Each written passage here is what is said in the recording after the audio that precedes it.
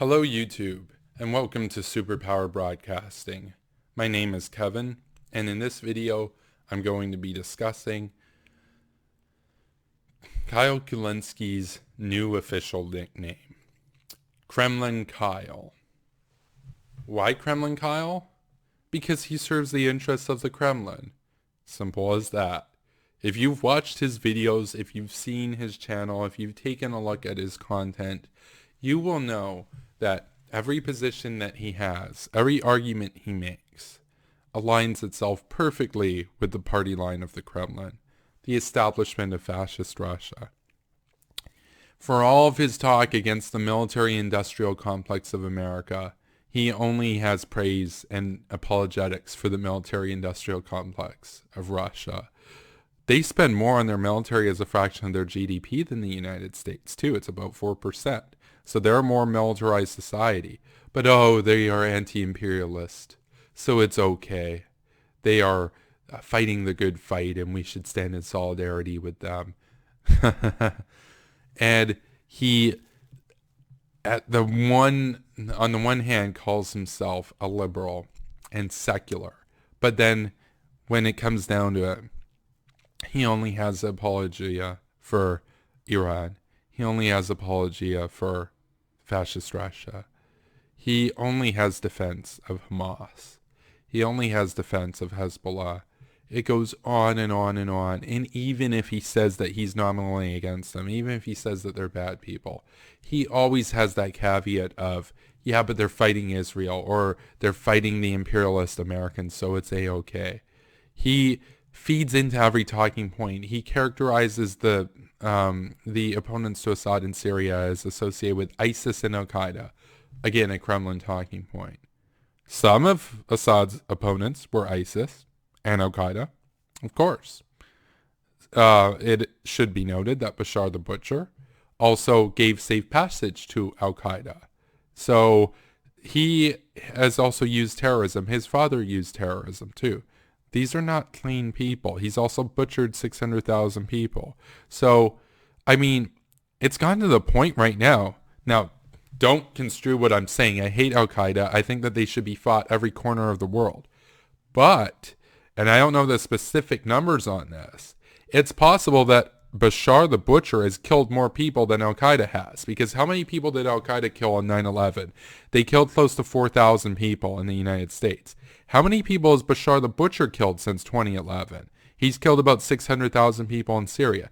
Now, most of Al-Qaeda's victims, of course, are Muslims in the Middle East that they see as being too moderate or whatever, or they're innocent civilians that get caught up in collateral damage in their suicide bombings. So, Al-Qaeda's killed a lot of people. They're disgusting. They are our enemies. I'm pretty sure Bashar has killed more people. But Tanky Tulsi Gabbard, of whom Kremlin Kyle is a big fan, a big sycophant, he loves Tanky Tulsi. She said that Bashar Assad is not an enemy of America. No, he's not just an enemy of America. He's an enemy of all Western countries, of all liberals, worldwide. He is an enemy of humanity. He is an enemy of everyone. He is an enemy of humanism. He is an enemy of all that is good in the world. But no, to Tanky Tulsi Gabbard. But he has such a swaggy palace. He has such a cool yacht. He must be a great guy. All the posters on the buildings, they all sing his praises. They all lavish the effusive praises of the dear leaders. He must be doing something right. She's either gullible or an absolute hack and a propagandist for the most disgusting people around, the most brutal despots, the worst bullies in the world. She is disgusting. She is reprehensible. She is deplorable.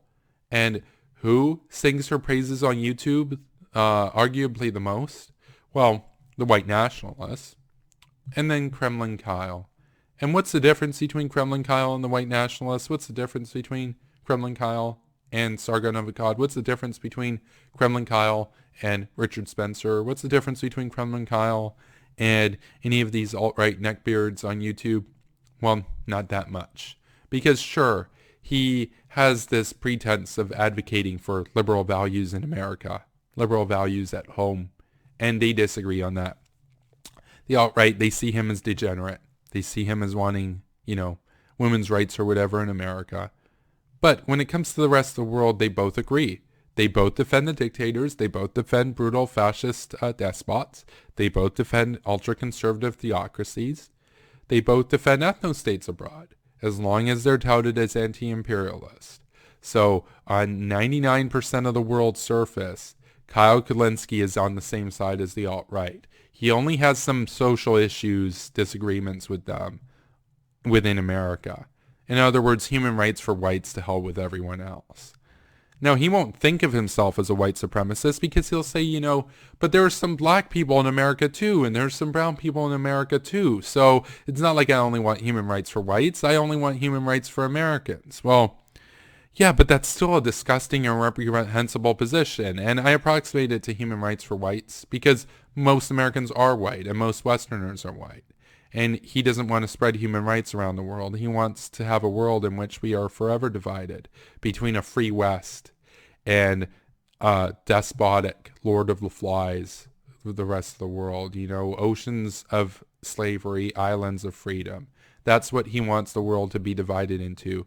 And, I really do hope that reincarnation exists, because I envisage that Kremlin Kyle will actually be born in one of these countries, that he won't have this cushy armchair life in the West, defending brutal despots from his safe haven in America, that he will actually have to live under them in his next life. Now, if I am reborn, I hope to be a hawk, and eat the isolationist pigeons, all, goofing around on the ground and everything, because, he's an isolationist pigeon in this life. He deserves to be reborn as a denizen of one of these despicable dictatorships.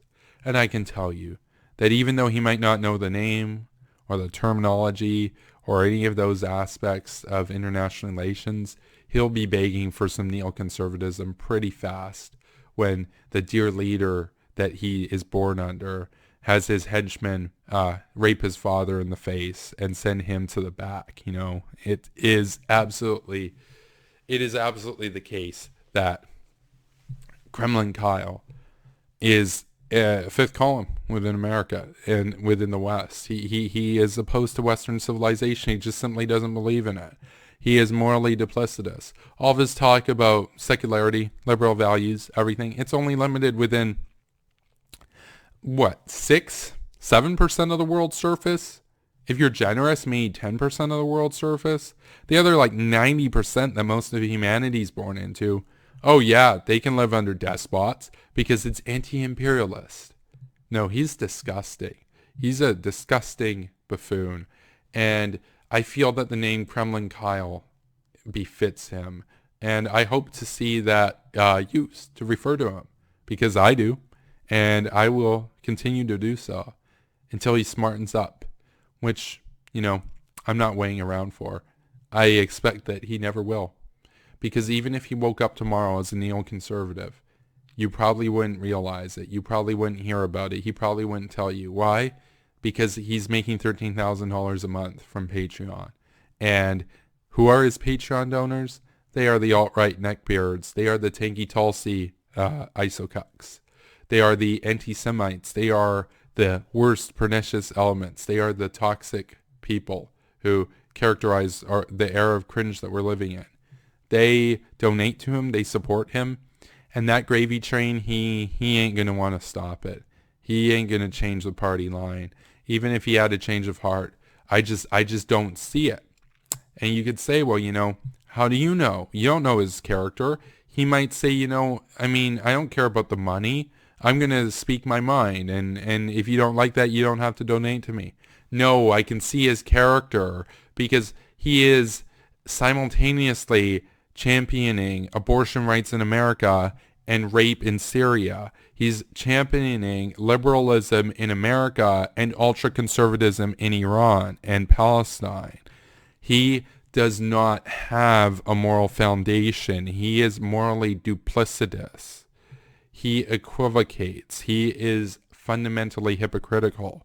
So I know his moral character. He would keep the gravy train flowing. That's absolutely apparent to me. So thank you for watching, YouTube.